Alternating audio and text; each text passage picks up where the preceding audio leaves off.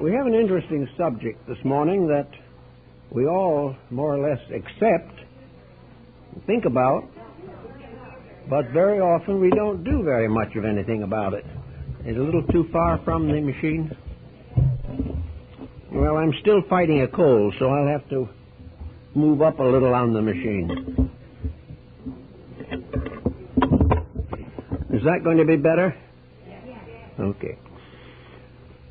The body, in its relation to the person that lives in it, is very much like a house, the old family homestead. And we forget very often that the person and the house represent two completely separate principles, two parts of a compound. And the relationship between the body and the person living in it is one of the most important in all of the study of humanity. The house is something that is built and composed not of inert material, but of living substance. The body is not stone.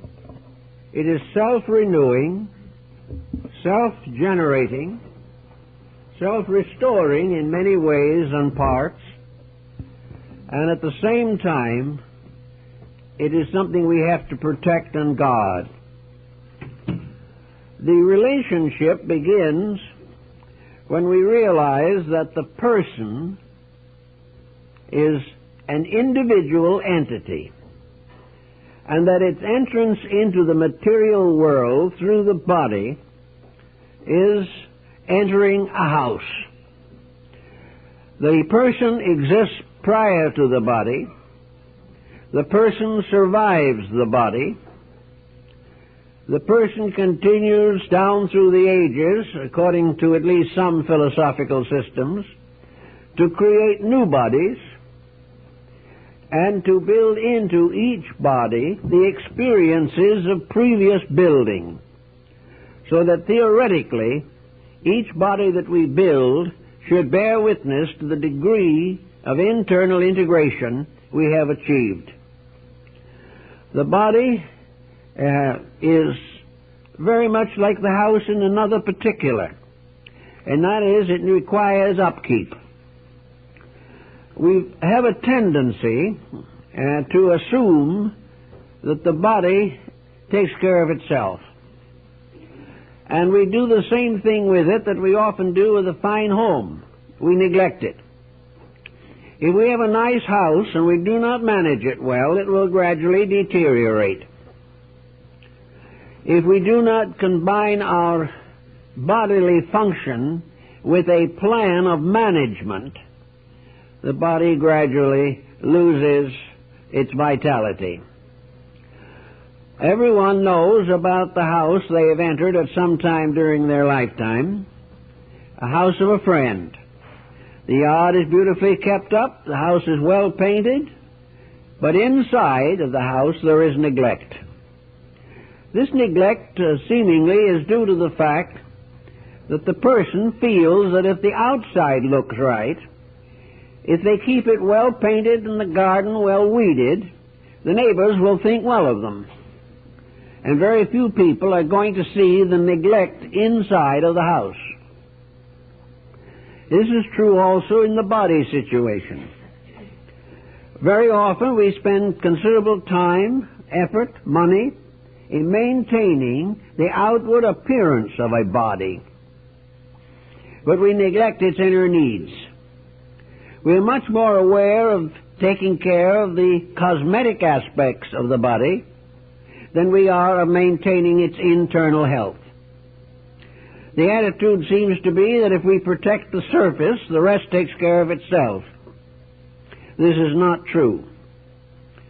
We also find that it is sometimes convenient to bring in cleaning agencies or carpenters or builders to repair and restore damage inside of a house, such as neglected plumbing or wiring. We do the same thing with the body. We bring in experts on various fields when the body gives us serious difficulties. We use the physician, the physiotherapist, the dietitian to take care of troubles appearing within the body itself. But for the most part, we drift along assuming that the body will stand a tremendous amount of punishment, and because of this assumption, we continue to punish it every day. Now, it is much better, as we think along, to realize that this commonwealth of the flesh, which is our temporary home, is part of our karmic and cosmic responsibilities. The individual who believes that he has to grow and unfold his religious and psychological potentials must also take responsibilities for the things that are his in this world. Many people go out trying to be spiritual. They neglect their families, they neglect their homes. Very often they assume that the larger dedication liberates them from the daily responsibilities of maintenance. This is not true. There is no more important aspect of religion than the individual taking care of those things that have been entrusted to him, or over which he has taken a voluntary management. So in the case of the body, it is not only important to realize that there are spiritual centers in the body, there are meditative factors that can be stimulated, there are extrasensory perceptions and all these things. But in the quest of these higher values, we must be very careful not to overlook the need of the plumbing and the wiring and the daily house cleaning. The moment we begin to neglect the body, it begins to react adversely. And it is our problem and our proper duty to keep the harmony between the body and the mind in every possible way. The mind, in its own turn, is very largely supported by an instrument which we call the brain. The brain is physical. The brain is something that depends for its function upon the maintenance of the physical body. The moment the physical body is damaged, the possibility of interference with mental and emotional processes increases. We have to maintain the body in order to use the mind. Now, in the course of years, I've come across a great many people who have allowed a deterioration of their physical living to impair their minds. They are persons of fair capacities.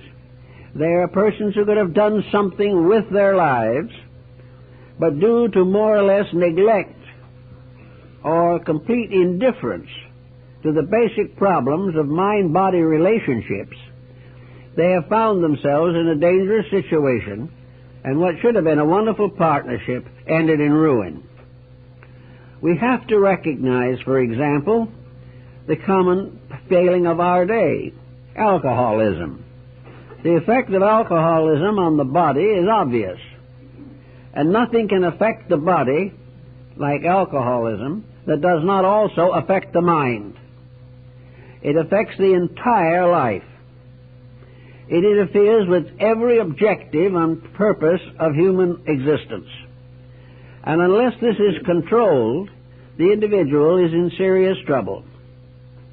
There are many other habits which have to be variously regenerated, redeemed, and reorganized in order to maintain the bodily health. So we might say, for generally speaking at least, that the body is a kind of a pedestal on which stands the person. Everything we want to do on the higher levels of life depends upon certain biological, biochemical adjustments. Where the body is uncomfortable, the person is unhappy. Where bodily conditions are irritated, the temperament is irritated.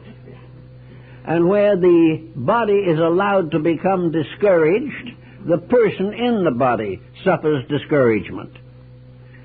Most of the mental and emotional attitudes that we have arise from physical inconveniences of one kind or another.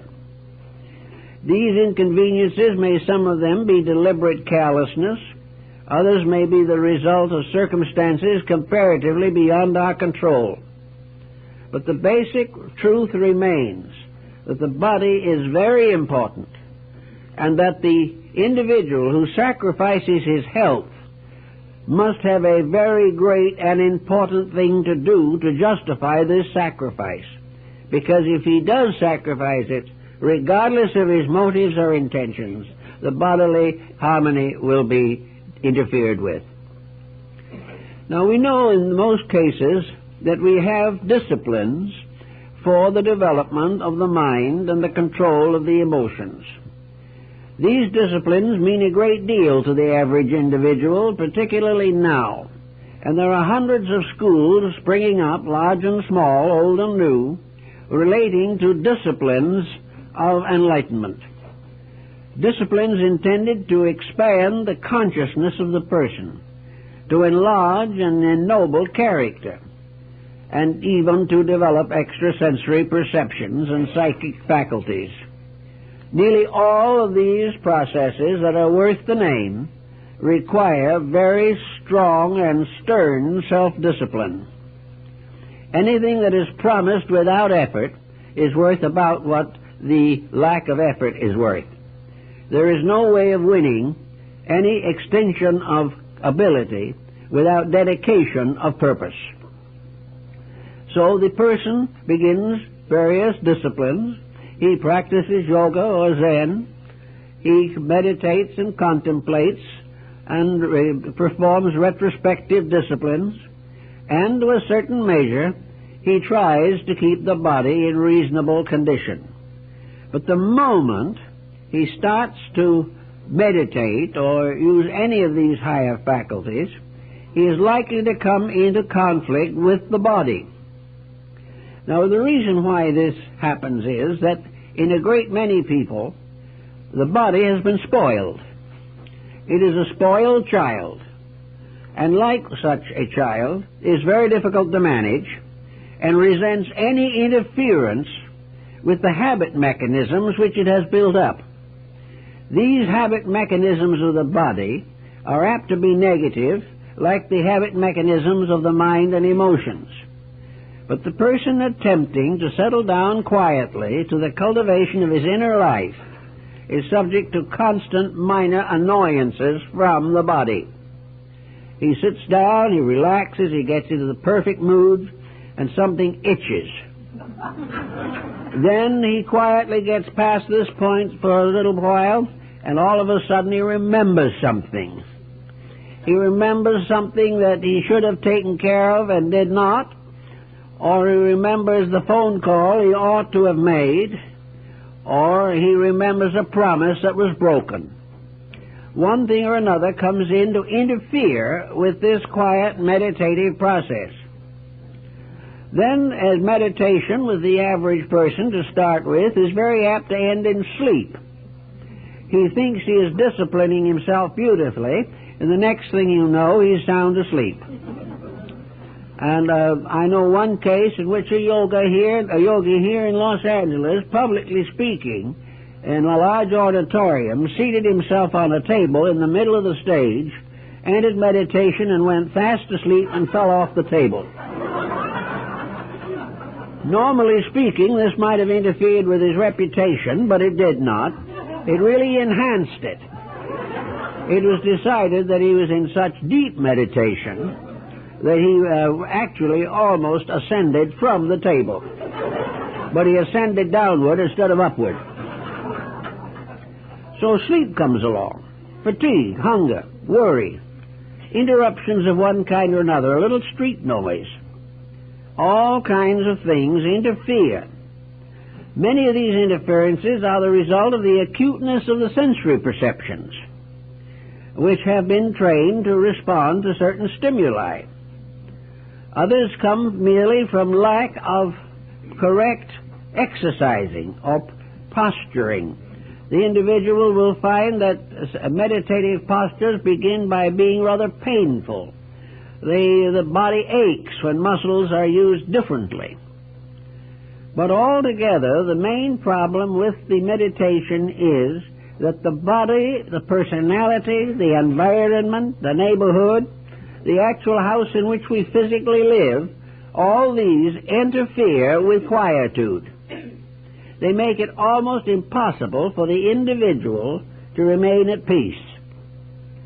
Now, the body has this type of problem also, somewhat due probably to dietetic and nutritional intake. A large part of the food that we take discomforts the body. It tries to let us know, but we simply take some kind of a digestive pill and keep right on going. We overeat, we undereat, we do all kinds of things that affect the body's peace of mind. And the body seems to have a little mind of its own. And as a result of that, when we call upon the body to make a little more constructive effort than usual, we very often find it unable to do so or unwilling to do so. So when we start trying to be better people, we have to begin with basics. And one of the basic factors we all have to face is the body. Now, there is a two-way relationship involved here. There is not only the relation of the person to his body, but the relation of the body to the person himself. Sometimes one interferes with the other, sometimes both interfere with each other. But to begin with, the most probably elementary and basic situation is to try to get the body into partnership with the purposes of the individual.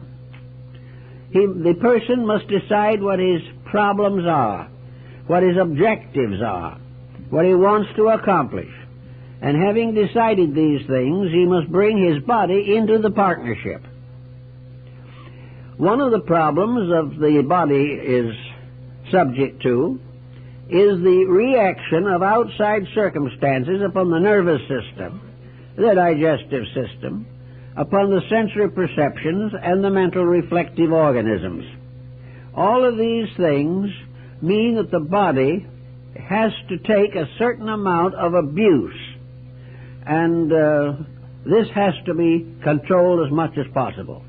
Good example of our problem, a simple example today, is the fact that the average individual spends 2 to 4 hours a day viewing television.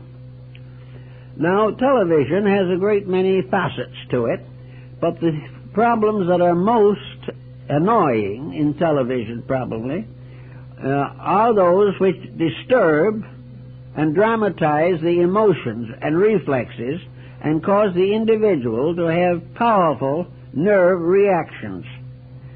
Probably the most impressive of this group would be the horror and mystery story.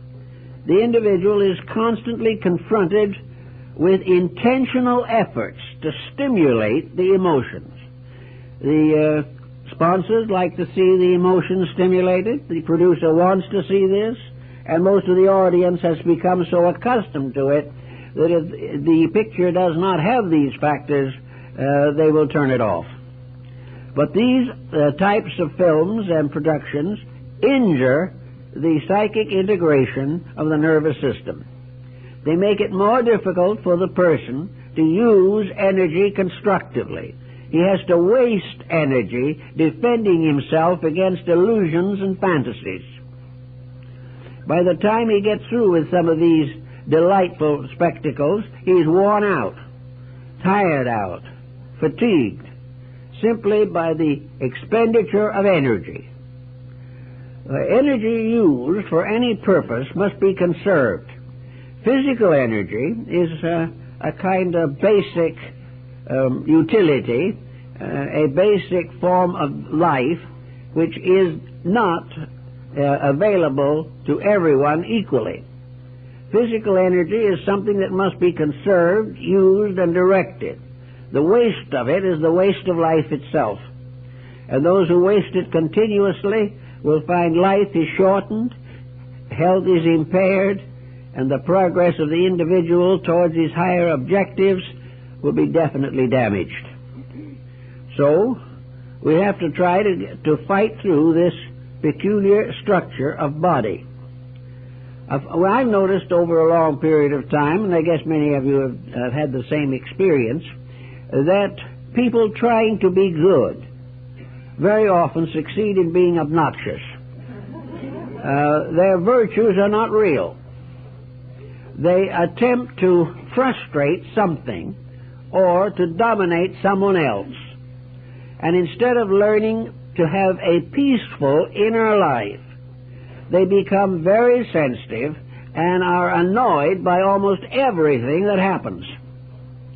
I know many cases in which the individual is suffering from morning till night from what he calls righteous indignation. The world becomes obnoxious to the person who is trying desperately to leave it. And as a result of that, his very process of staying here is made more obnoxious by his own reactions. The person who wants to really outgrow the body or transcend it must accomplish internal pleasantry. There must be a kindly, rather good-natured, relaxed attitude which permits the stomach to digest the food, permits the elimination to work properly, and also assists the biochemistry of the nutritional process in the human body. Everything that makes the individual angry, disgusted, mad, unhappy, unpleasant, revengeful, all of this type of emotion damages the chemistry of the human system.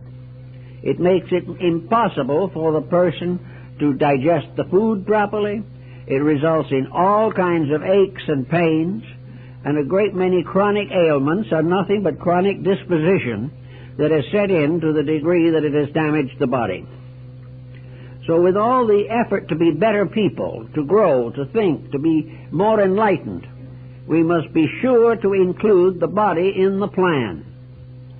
The body is something that is part of any plan we make, and we must never fail to give it that which is its proper due. To spoil the body is a mistake. To tyrannize it is equally dangerous. We must never allow it to rule us, but we must make our own discipline of it very parental and not despotic. One way in which we try to conquer bodily problems is through the study of them. Anyone who has certain bodily problems will have some idea of these problems and perhaps a fair idea of why he has them. Most people who are not living well know why, but they prefer to ignore it. They wish to forget it and go on doing the things that please them.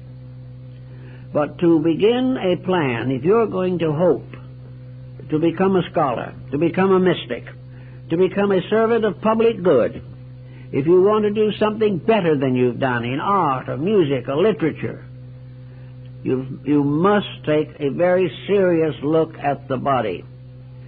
Your purpose is not to rise above it in the sense of going against it, but rather rise above it in the sense of challenging it to be more of itself, to be better than it is, and not put in a position where it must fight back for survival.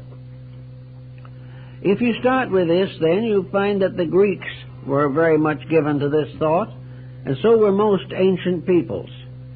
Many of the philosophical schools of the Greeks were called gymnasium. And in Europe today, the middle schools are often referred to as the gymnasiums.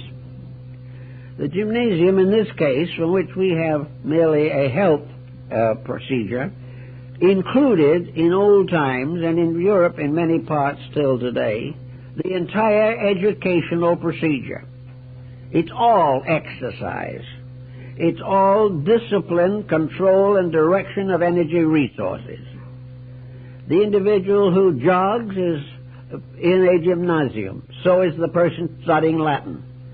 Whatever use is made of energy, whatever organization is set up to enable the individual to achieve some definite purpose, this whole structure together is a gymnasium.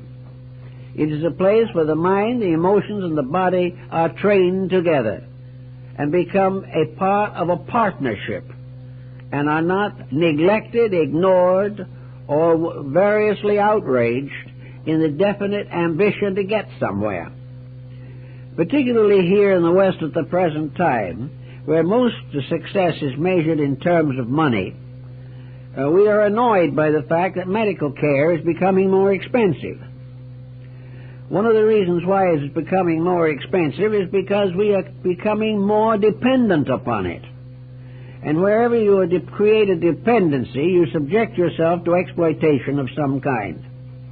If the average person took fair care of themselves, there would not be this tremendous demand for medical assistance, and doctors would be satisfied to work more reasonably.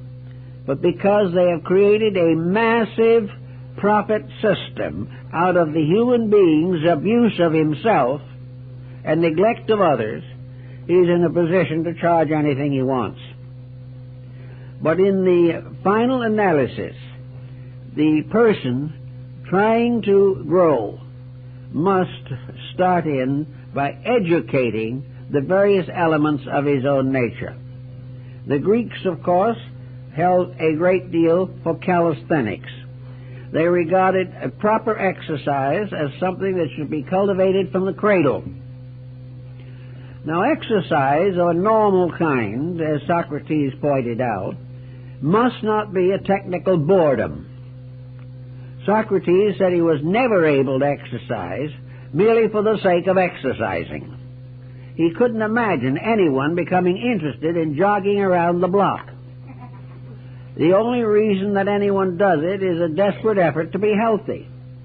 Now, the Greeks developed methods of exercise which were not so staid and unpleasant or unfulfilling. They lived in a world in which this tremendous involvement in industry and economics did not exist. They did not have to spend 8 or 9 hours a day at a desk. They did not have to do all the foolish and stupid things that we consider to be essential. Also, of course, they had no knowledge whatever of denatured foods. They ate the food that grew near to them, and it was never processed. They just lived naturally. It would be quite inconceivable to imagine a cat or a dog going out each morning and chinning the bar to keep its figure. It gets all the exercise it needs being itself. But where the individual as a human being has ceased to be himself and gives little or no attention to this phase of his personality, he has to manufacture all kinds of artificial ways of trying to do what he should do naturally. So it is very important to start in with a basic realization of values.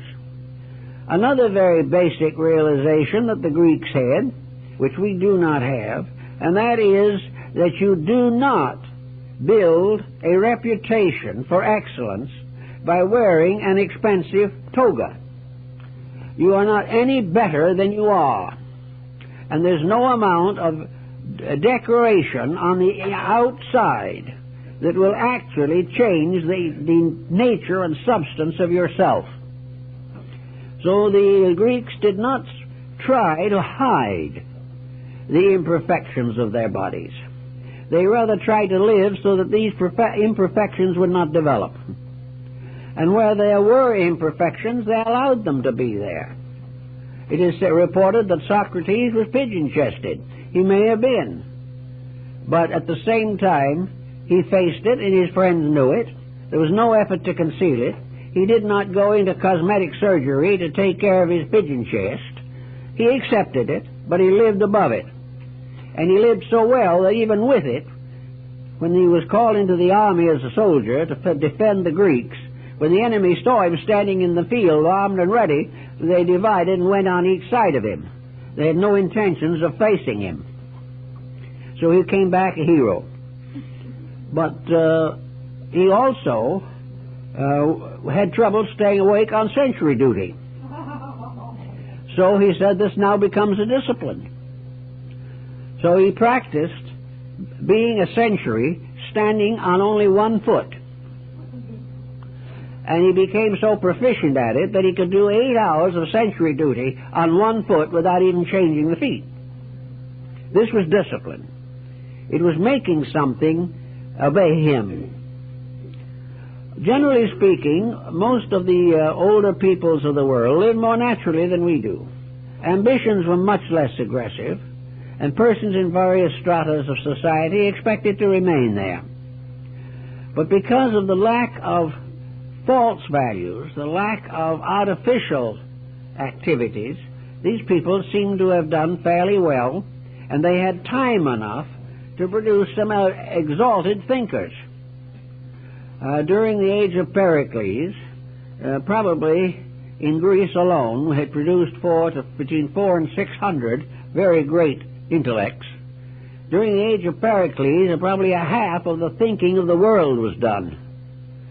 Because these people, living naturally, having no false exaggerations to concern them, were able to settle down to use faculties instead of trying to repair abused ones.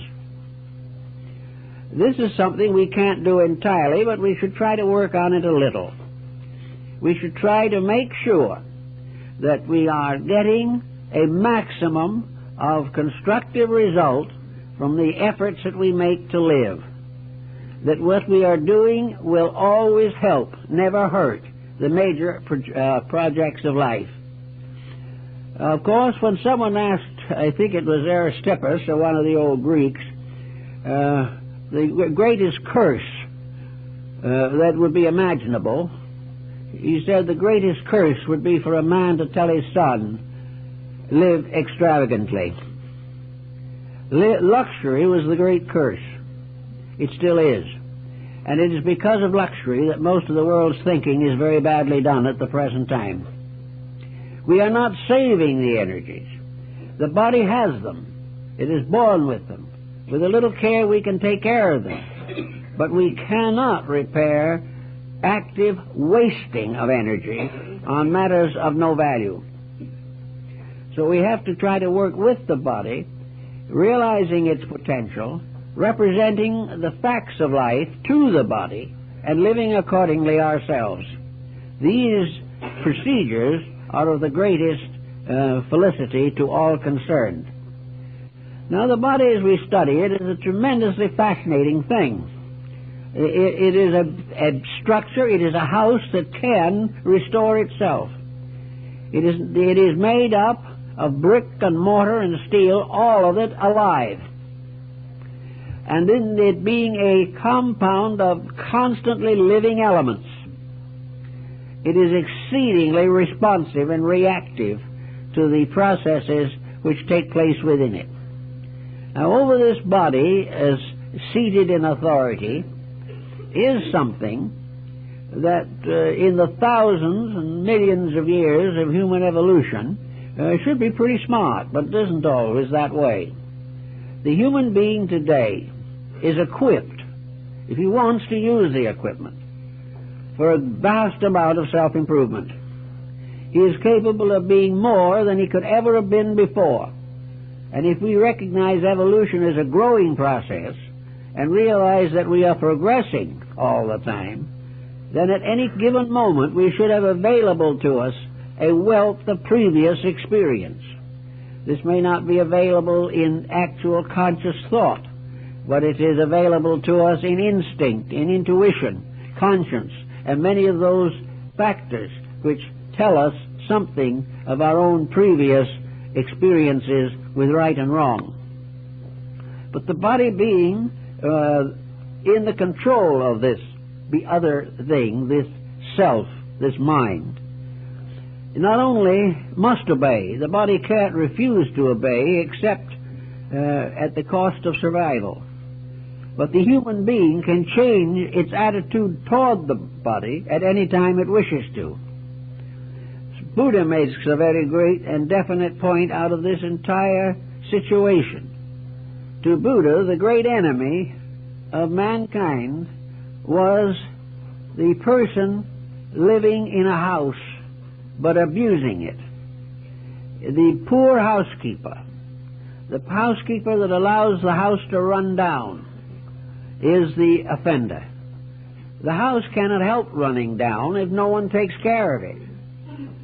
The body might be able to continue to take care of itself if the mind did not decree that the body make mistakes, demand these mistakes, require the body to accept as natural things that no physical organism can support very long.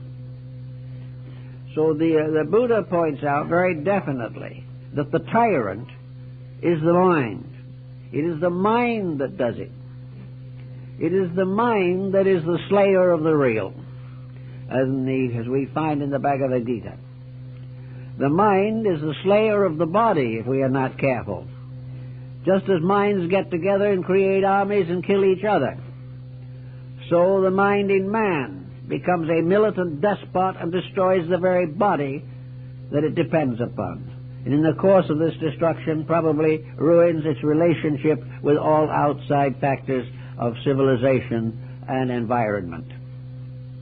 So we have to start at the bottom and build. One thing the person should do, begin with, is regulate life.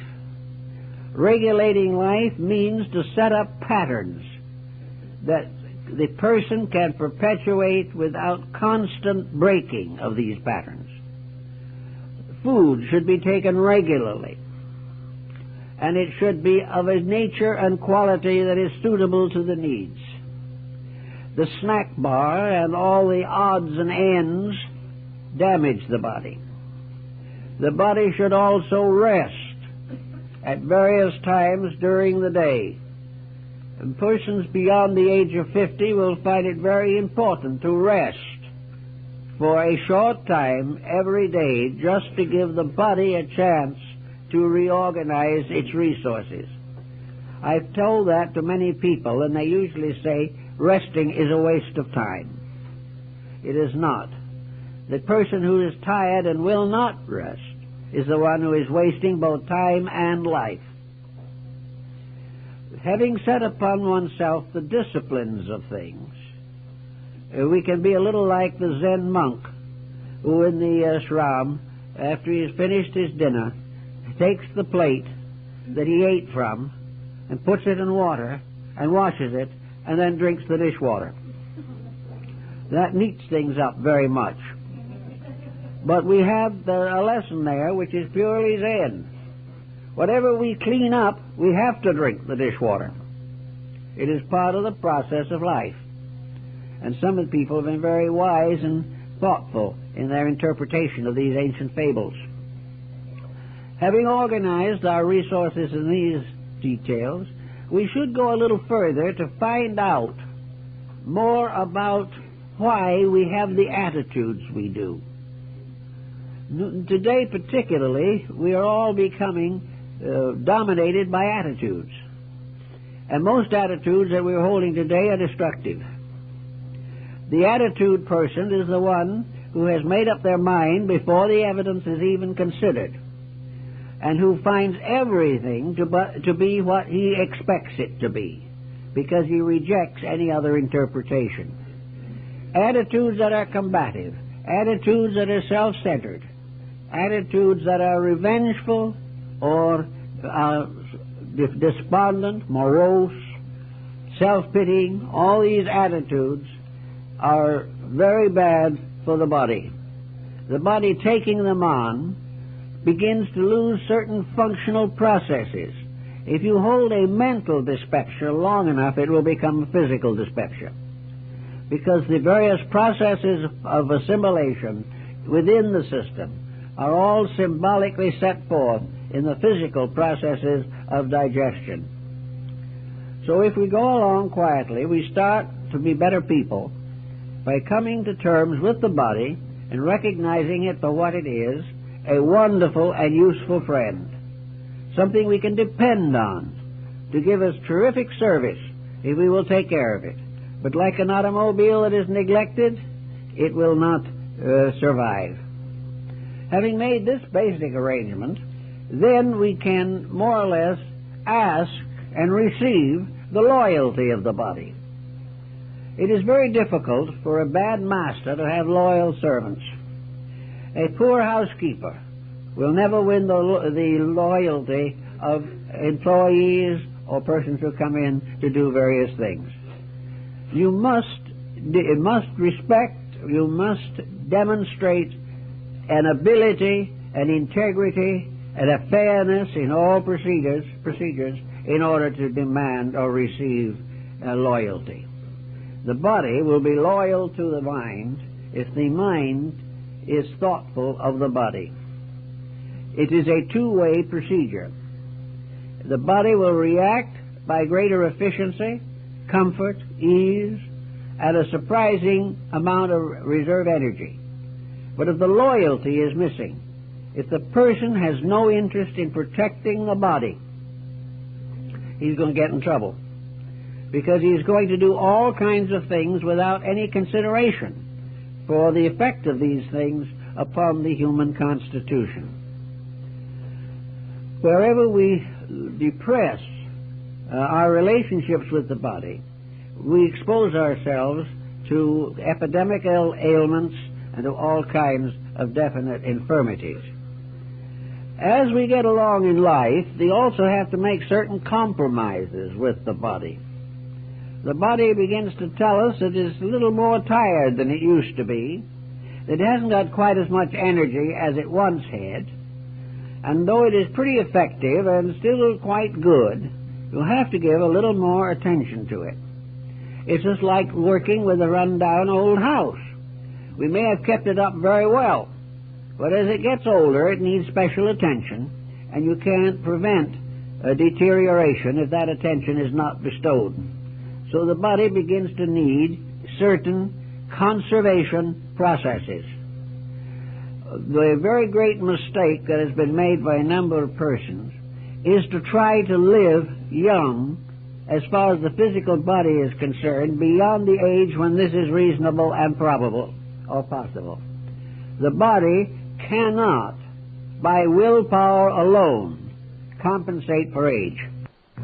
Some people are much more active in older years than others, but wherever the person reaches a maturity and older years, he must go into a strong, friendly relationship with the body.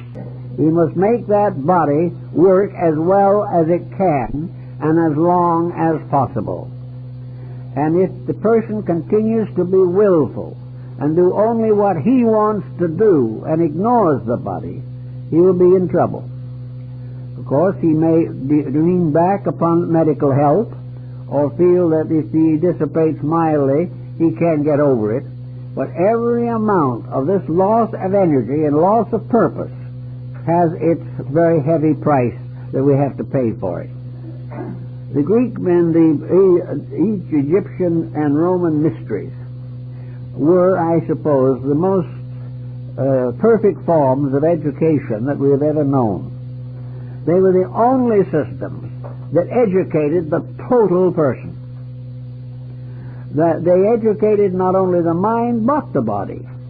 They educated the emotions, the hopes, the ideals. They educated the individual socially to his responsibilities to those around him. Education made the person as nearly complete as his own basic character could permit. And where it was incomplete, there was a recognition of this and a corresponding humility. The individual did not try to bluff his way through his own imperfections. The Greeks, therefore, followed the old methods of discipline. They required those who wished to become wise to prepare the body for wisdom. They not only had to prepare the mind by training it in mathematics, astronomy, and music, but they had to also have enough understanding and insight of the relation of the body to the person to make sure that nothing necessary was neglected. Various philosophers back in those days had different attitudes about what the body really was. Most, however, agreed definitely that the body was a divinely bestowed instrument, that it was given to us in order that we might work with nature, that the human body is man's link with the natural world. It is his link with the world of the farms and the forests. It also gave him the contact with other human beings, providing him with the sensory perceptions useful and necessary to the cultivation of the mental and spiritual life. So the body was man's link with externals, with environment, with the things around him. Actually, this was very important, because if it had not been important, it is no doubt obvious that we would not have received the body. The body is something we have because we need it, because we have to use it, and because there is a right and a wrong way of using it, and the right way is good and the wrong way is evil. These are very simple conclusions the ancients worked with. They gradually purified the life of the person. They gradually redeemed all eccentric or irrational procedure. It was determined very definitely that no matter how great an intellectual you might be, if you are selfish, you can never be wise until you first of all overcome the selfishness. Between the individual and the divine right which he seeks, we'll find all of the qualifying mistakes which he continues to maintain, practice, and very often nurse with great ardor and affection. The person who has false ideas blocks the true ones. According again to these same people, 3 great books have been given to us. One, of course, is Scripture, the sacred writings of the world. One is nature, by means of which we can study all of the operations of the divine will. And the third is man himself, through the understanding and interpretation of which he gains the skill and courage to develop his own internal resources. The key to man's correction of his own faults lies in his operations in nature. He becomes more and more aware of the way the world works, and gradually he comes to realize that he is part of that world and that his body is subject to the laws of the earth, and that he must obey them. But the earth itself is subject to the rules and laws of heaven. But there is no conflict between heaven and earth. The conflict is between man and his own ambitions. And when we realize this, we can begin to build a closer relationship. Another point that is interesting, I think, is to realize that the body is the carrier of a certain type of memory. Within the body is a record of previous bodies, what they did, how they functioned, and how they were disciplined and trained. A good example of discipline with the body is music. A musician, especially a vocalist or an instrumentalist for that matter, must control the body. The musician must practice regularly, must dedicate his life to maintaining the peak of his own capacity and ability. He must never neglect, never overlook, never to be too busy to protect the talent which he has gradually developed. He must become, in a sense, a slave of a talent. Now, we don't all want to take on this degree of servitude, but we must all of us become servants of any talent or ability which we seek to perfect. We have to be able to exercise our control over disposition, which is, of course, partly physical and partly the reaction of the mind upon the physical, and then the physical reacting back again upon the mind. This type of interrelationship we find every day. So if we want really to get the accomplishments we need, we have to realize that the Zen man is right in one thing. The light of heaven shines upon the peaceful person. Peace within the self is the secret of man's conscious relationship with space. Space in a mysterious way is silent. Nearly all of the great voices that speak to man are not audible. They are voices that speak in thoughts, in dreams, in hopes, aspirations, and in the strange experiences of mysticism. But everything that happens is a definite challenge. We have to learn to accept in silence that which is necessary for us to know. Silence for the body is harmony. Silence for the body is the fact that there is nothing indigestible going into the system. Silence for the body is good elimination. Silence for the body is proper relaxation and rest. It is free from all poison and toxins which destroy the body, because a poisoned coma is not the silence of the wise. So once we have the body quieted down, so it is not constantly demanding something, or expecting something, or suspicious that we are demanding something, then we can be quiet. We can sit with a good book and enjoy it. We can walk back for a little while in nature and be refreshed. We can look at a great work of art, and our spirits are inspired and comforted.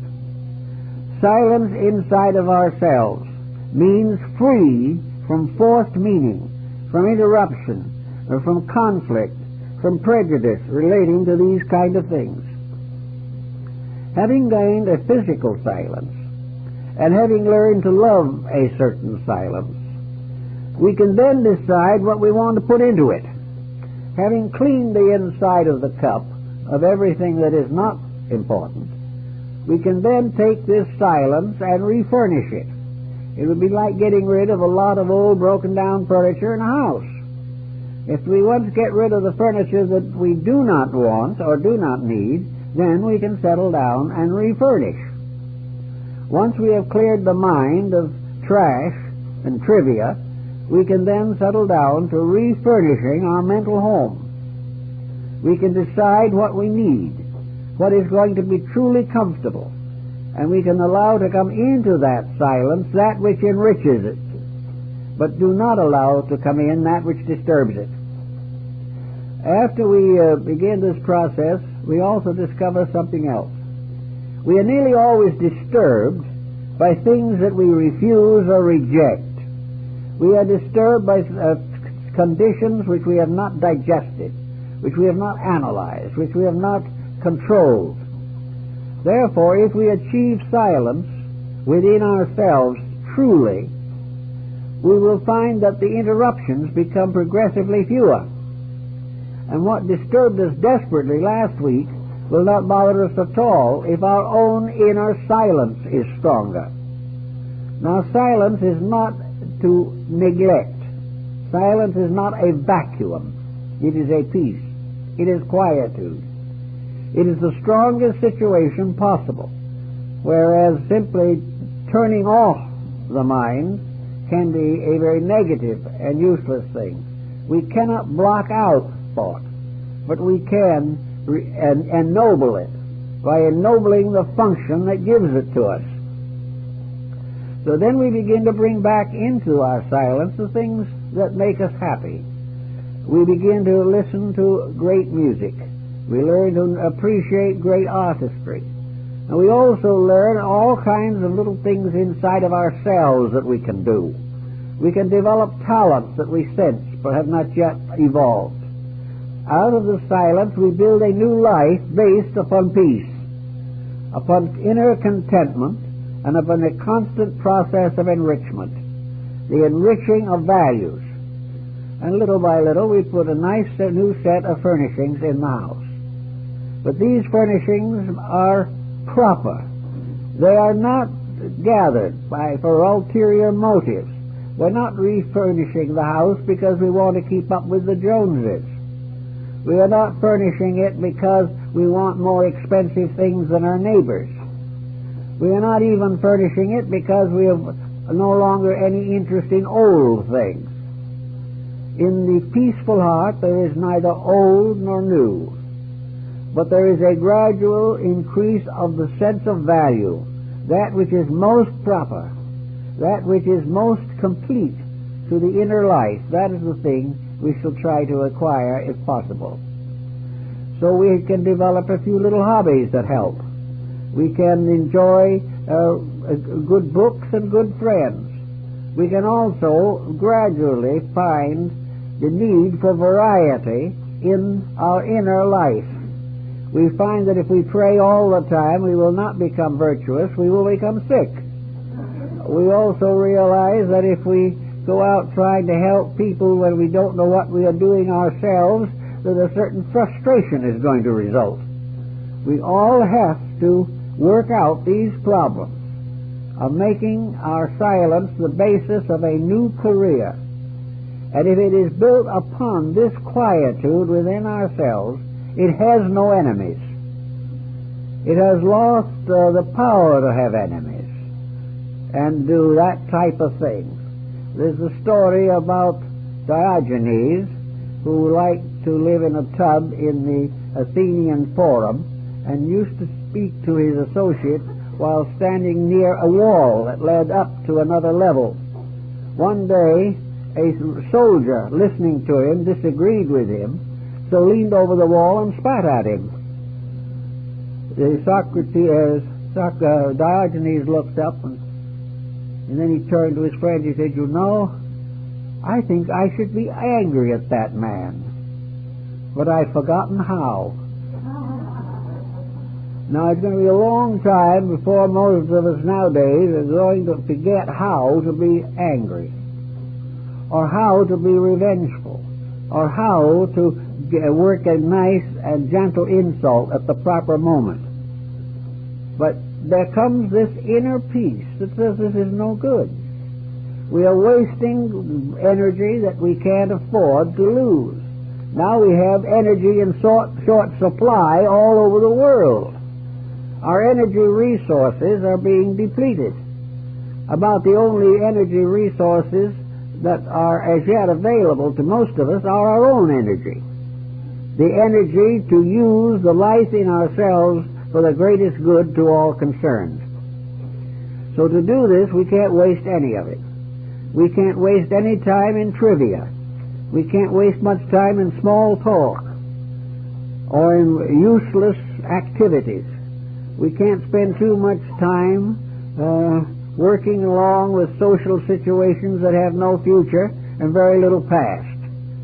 It becomes a matter of building a rich life by varying it, but always by doing things that are basically important and significant. And after we get a fair degree of control over our own attitudes, so that we can really sit down and ask ourselves a very pertinent question, for instance, for people in our field of thought. Why do I want to be spiritual?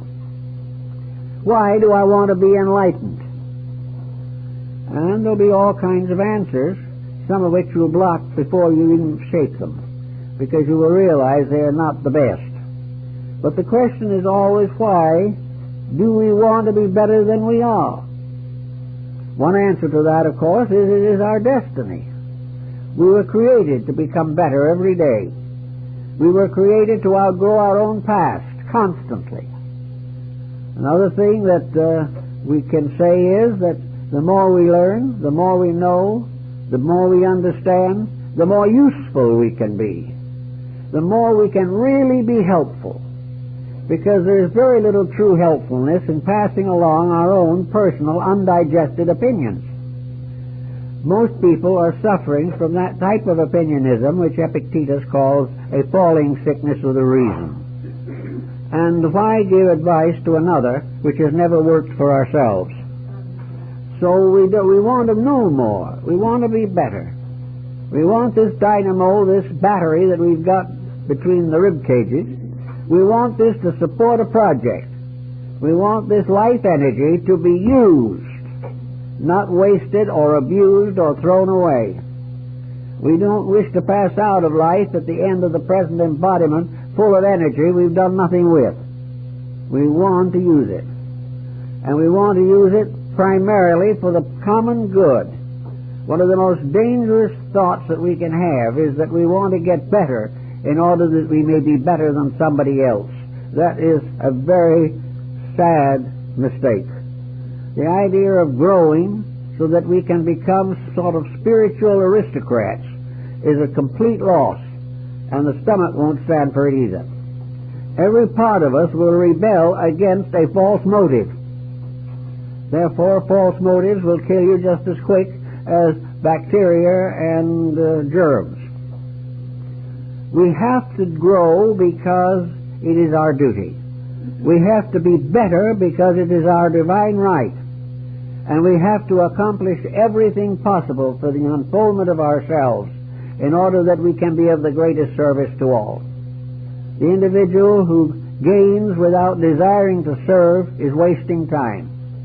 Now, it's an interesting thing to contemplate sometimes the two persons performing exactly the same action. In one, it may be a commitment to good, and in another, it may be no commitment to anything. It is not the action, it is the motive. It is the reason within yourself why you do a certain thing that determines whether that action is good or bad. Therefore, it is very important for the individual to have motives above reproach, that the good deed can really be good all the way down to the core, and not simply a gesture on the surface with no substance in reality behind it. If we, therefore, are generous to other people, why? Are we trying to buy them? Do we expect that if we are generous to them, they will be generous to us? Or are we generous because we want to show off that we are rich enough to be generous? Is it a gesture of aristocracy? If we are generous, is it because we are informed by our religion that generosity is a virtue that must be practiced? All of these are the false motives, really. Even the idea of a religious generosity is not right, unless there is something very deep in the religious part of ourselves behind it. The reason for generosity is someone needs, and we have the privilege of sharing. Generosity is something that comes from the heart, without expectation of reward, without any prominent action. Secret giving was the secret of the old way of doing it. No one wanted applause, no one wanted recognition. In fact, St. Nicholas, who is the hero of this season, was the original saint of secret giving. He used to, according to the stories, he used to drive by on a donkey at night and toss coins in windows, so that in the morning the people whom he knew to need them, the money, would find it, but he would never let them know who gave it. He even went so far as to sell or mortgage or pawn the vessels on the altar of his church in order to feed the needy. That's the best use, probably, that was ever made of those utensils. There's one story, kind of cute, probably apocryphal, that one night when he was threw some coins in a window, one of the coins fell in the child's stocking. And from that time on, we had the habit of placing the stocking up for Christmas. But St. Nicholas represented the secret giver, the charity that came directly from the heart without any thought of reward. Probably a friend of mine who always liked certain things and never really knew why he liked them, he once told me when I asked him why something pleased him, he said, "It pleases me. That's why I do it. I do it because it pleases me."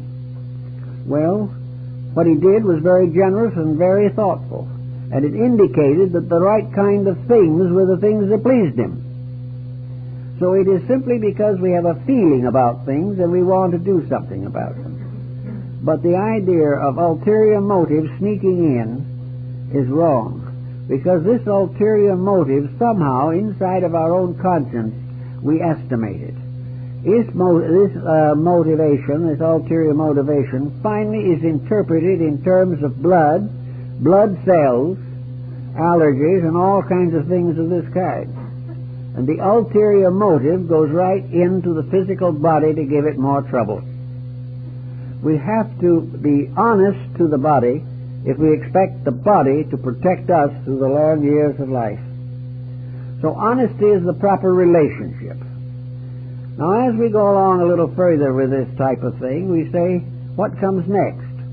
Well, the individual wishes to study some line of thought, some belief, some teaching that is going to help them to have a better life. This is perfectly commendable. But now comes the problem of censoring the teaching. There are all kinds of things you can believe in this world, but so many of these beliefs are just a little dubious. And when you start studying, you have to think a little bit to find out why the person from whom you are getting the lessons is doing what they're doing. Is the person that is teaching you unselfish? Are they there merely to help you? Or are they really there either to enrich themselves or gratify their own ambitions? Most people who are a little frustrated in other matters find a religious allegiance a means of self-gratification. It is their one possible way of becoming conspicuous in something. And this is the wrong motive. And this wrong motive comes out along with many others in the health problems. And we know that the various biochemical remedies and so forth all have moral overtones. We will sometimes be able to computerize our emotions. We're going to realize that there's a great chemistry there, a chemistry which we've never investigated, but that there is a reason behind every emotion that we have and every thought that we have.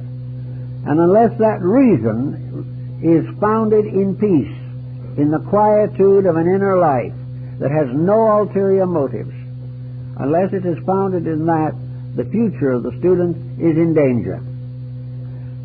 There's one thing, of course, that has saved a great many people, and we can't afford to overlook it. Some of the best people I know have become better by following teachings that were not good. Now, it's hard to understand how this can happen, but one thing is true, beyond doubt, that if the person is basically sincere, you cannot destroy a completely sincere person. They will take a message, no matter how poor it may be, and transmute it by their own sincerity. They will find better meanings for things, and these meanings are better than the original meanings that were in the lesson. The sincere person is protected against corruption by the fact that they are inwardly honest. And as W.C. Fields is reported to have said on another occasion, you can't cheat an honest man. The reason why you can cheat people is because there's a little larceny in them already. They are looking for something for nothing. They are bargain seeking. They are trying to escape some infirmity or restriction without overcoming or changing themselves. They are not doing it the right way. So once you finally get to the point where you want outside help, then it is very necessary for you to have this quietude within yourself. The quietude that protects the body, protects the mind, the heart, and opens the way to the soul in a wonderful and clear manner. As you go further along, of course, it gets a little more complicated. If a very immature person makes certain mistakes, motive being uncertain, abilities being inconclusive, apparently the Lord is rather patient with them. It is the person who finally, having known better, makes a bad break, who goes against his own convictions for some ulterior motive. That one is in trouble. Therefore, it is true that the more advanced we become in the search for truth, the more we become the servants of that truth. And anything in which we appear to disobey that truth must cause us pause and consideration immediately. The higher we go in our insight, the more desperate our condition becomes if we betray the truths that we claim to love. So everything depends on these right motives. Now, if the right motives come along, and the person follows them reasonably well, and does what is approximately proper, I think that he will find that he will have a good allotment of years. All this peace in his soul is going to result in normal functions. The person's body will not be bothered or eclipsed by pressures or tensions. Food that might even be a little difficult can be digested if the mind is at rest, and the body can give the full tendency of digestion to the process. But if at the time we eat something that is indigestible, we also have a feud with someone, or we try to get out of it by a definite medication that itself is dangerous, then we are compounding the felony. If we are right on all these things, and we behave ourselves very well, there's no reason why our lives should not be a fully experienced period. Karma that we have brought forward has to be met, but in spite of that, we will have a good life, and we will also be planning for a still better one. We will have much better health, and we will find that by inward light, inward peace, inward quiet, we can actually overcome a number of dangerous external situations. We are worried about smog. We are worried about water pollution. We are worried about all these things. But if the person inside himself is actually at quietude and peace and dedicated to the earnest carrying on of useful labors, it will be amazing how much pollution we can stand and survive it. Whereas if we are constantly aware of nothing but the pollution and make no effort to transcend the weaknesses in ourselves, the pollution is much more difficult to work with. The right attitudes in these things must be cultivated, and they all come from quietude. The moment noise gets in, trouble starts. And noise inside of ourselves is the most difficult of all to silence. So we go along and we use the body as a kind of barometer. The body tells us, in a sense, the direct and immediate consequences of what we think, what we feel, and what we do. The body tells us when we are extravagant and waste, because then there is privation. The body tells us when we don't rest properly, or that we are too much involved in some preoccupation.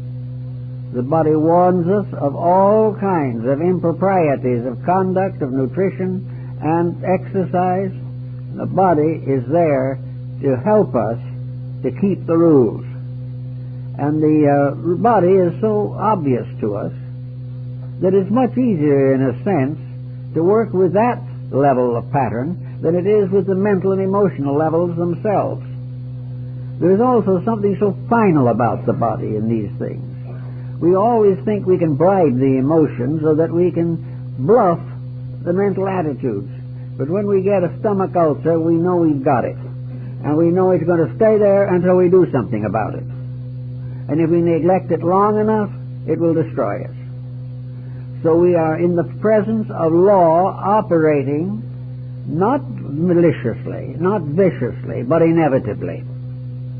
In the body we can see the consequences of all types of indiscretion coming home to roost. We can see them moving in on us. and we can realize that 4 or 5 years of bad habits will make a very serious inroad into our future usefulness. And as most people are looking more or less towards some type of utopia, they want to look forward to retiring to that little place in the country. They want to do the things they've always felt they would like to do, and they want to have a fair reward for what they did in their work and labor. So we can put it this way if we want to. We can say, why did they work and how did they work? Did they work because, primarily, they knew they needed work? Or did they simply work in order to get later a pension and be able to do these things they wanted to do? Now, if their work was sincere and they did a good day's work and they earned their wages properly, then the chances are the body, the mind, and the emotions will be supporting. But the individual who had never really cared for his job, took all he could get and give as little for it, when his time comes to retire and go on vacation, he very often can't do it. His health is so bad he can't do anything. Or he is so disillusioned and tired and fatigued he doesn't want to anymore. So the motive behind the job also has something to do with the overtones of reward you get later. The motives behind the job of irritation and constant dissatisfaction affected the body, unfortunately. And out of this, in turn, came a limitation of the retirement period. There are many people who retire and they are so tired, worried, worn out, and disillusioned that they don't want to do anything. No human being in this world has to be disillusioned. They disillusion themselves. They are disillusioned when they expect the impossible. They are disillusioned when they don't get what they have not earned. They are disillusioned by the world around them. But the answer to it all lies in an attitude within themselves. Now, sometimes this attitude is due to the kidneys or the liver cutting up, but more apt in most cases, the attitude comes first. And after you hold it long enough, the liver and the kidneys will react and you will have permanent disabilities. So the person has to have peace within himself or live with disabilities. If he has to live with disabilities, he must live with them as graciously as possible, always realizing that every act that he performs, every decision that he makes, is part of the great plan of growth. And out of all these little efforts and the bigger efforts and the mistakes and the things done well, the human being is evolving toward the divine fullness of himself, which is the goal of all existence. Deity as the great educator, the great enlightener, the great perfecter of all things, has set up the plan that cannot fail, because in time, regardless of our mistakes, we're going to learn to do it right. The only difficulty is that we wait so long in some cases. Why shouldn't we start in by doing it right? Well, perhaps in the beginning we don't have the motives. By the time we get the motives, we don't have the energy. But the time to start is now, to do it the best you can, and to make sure that you keep a very happy relationship, because the body shows whether you are able to control yourself. The body shows you the discipline which is necessary to the happiness in other areas of your life. So working in team with the body as a partnership, you have a situation that cannot fail.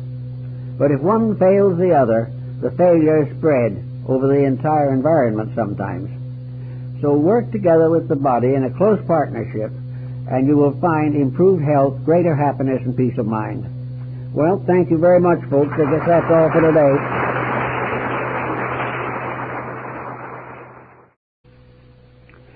We have a tendency to assume that the body takes care of itself. And we do the same thing with it that we often do with a fine home. We neglect it. If we have a nice house and we do not manage it well, it will gradually deteriorate. If we do not combine our bodily function with a plan of management, the body gradually loses its vitality. Everyone knows about the house they have entered at some time during their lifetime, a house of a friend. The yard is beautifully kept up, the house is well painted, but inside of the house there is neglect. This neglect seemingly is due to the fact that the person feels that if the outside looks right, if they keep it well painted and the garden well weeded, the neighbors will think well of them.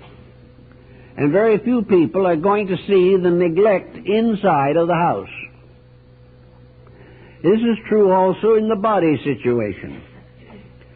Very often we spend considerable time, effort, money in maintaining the outward appearance of a body, but we neglect its inner needs. We are much more aware of taking care of the cosmetic aspects of the body than we are of maintaining its internal health. The attitude seems to be that if we protect the surface, the rest takes care of itself. This is not true. We also find that it is sometimes convenient to bring in cleaning agencies or carpenters or builders to repair and restore damage inside of a house, such as neglected plumbing or wiring. We do the same thing with the body. We bring in experts on various fields when the body gives us serious difficulties. We use the physician, the physiotherapist, the dietitian to take care of troubles appearing within the body itself. But for the most part, we drift along assuming that the body will stand a tremendous amount of punishment, and because of this assumption, we continue to punish it every day. Now, it is much better as we think along to realize that this commonwealth of the flesh, which is our temporary home, is part of our karmic and cosmic responsibilities.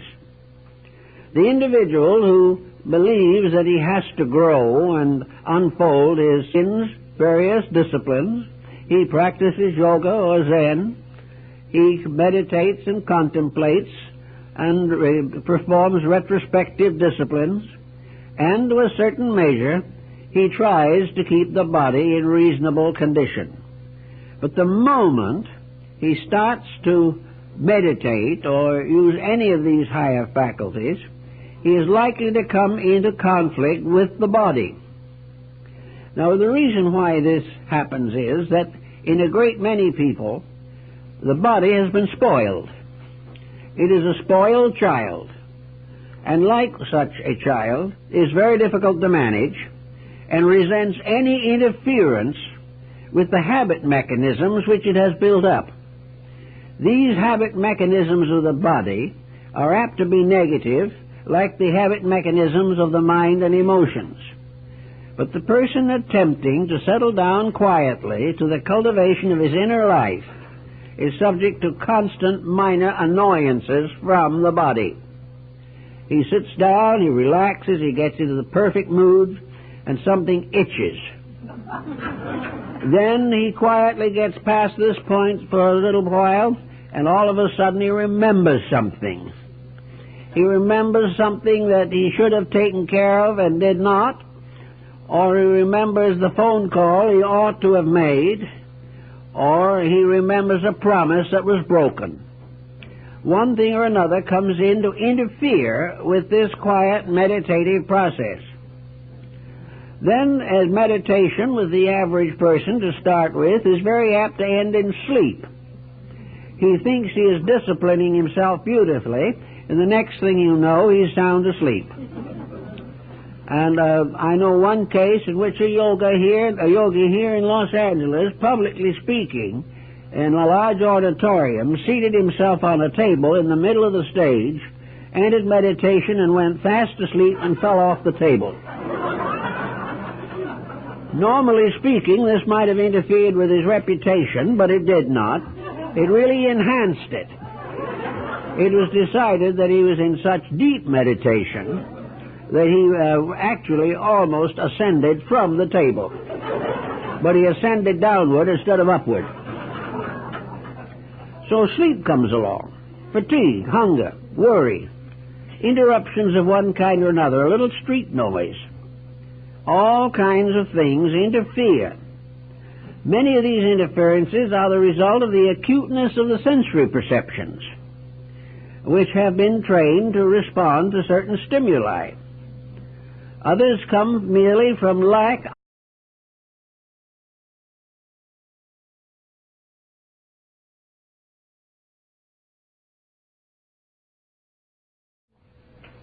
We have an interesting subject this morning that we all more or less accept, think about, but very often we don't do very much of anything about it.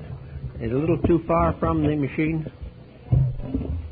Well, I'm still fighting a cold, so I'll have to move up a little on the machine. Is that going to be better? Okay. The body, in its relation to the person that lives in it, is very much like a house, the old family homestead. And we forget very often that the person and the house represent two completely separate principles, two parts of a compound. And the relationship between the body and the person living in it is one of the most important in all of the study of humanity. The house is something that is built and composed not of inert material, but of living substance. The body is not stone. It is self-renewing, self-generating, self-restoring in many ways and parts, and at the same time, it is something we have to protect and guard. The relationship begins when we realize that the person is an individual entity, and that its entrance into the material world through the body is entering a house. The person exists prior to the body. The person survives the body. The person continues down through the ages, according to at least some philosophical systems, to create new bodies and to build into each body the experiences of previous building, so that theoretically each body that we build should bear witness to the degree of internal integration we have achieved. The body is very much like the house in another particular, and that is, it requires upkeep.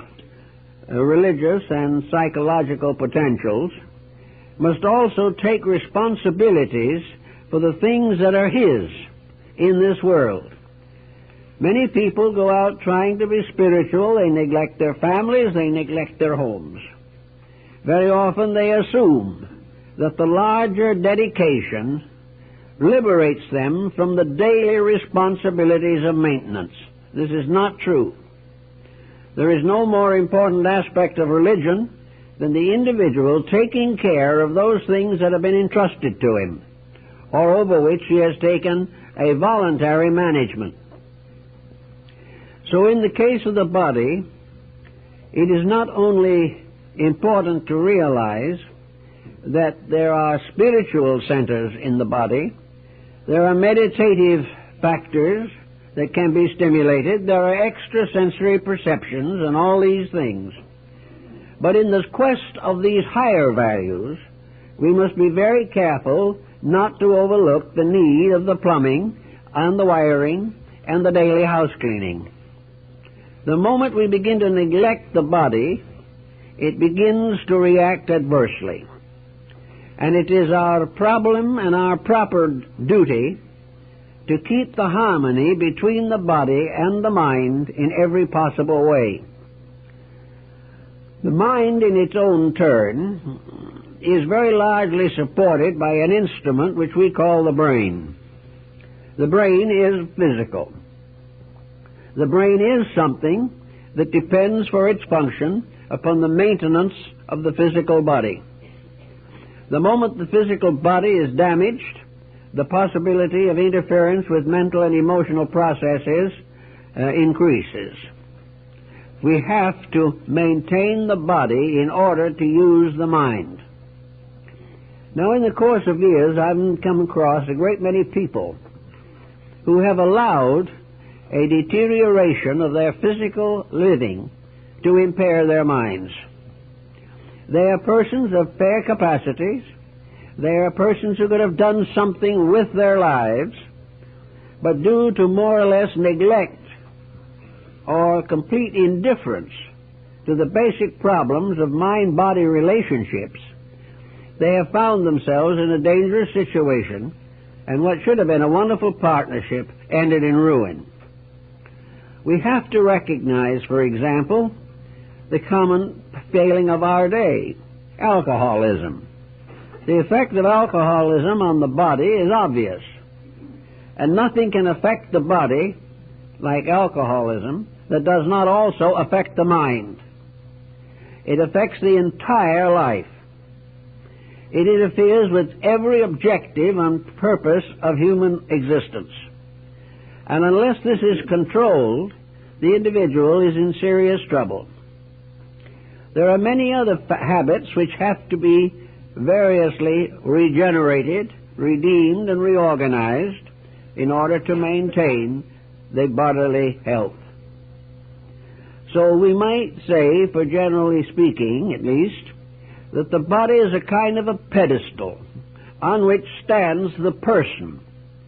Everything we want to do on the higher levels of life depends upon certain biological, biochemical adjustments. Where the body is uncomfortable, the person is unhappy.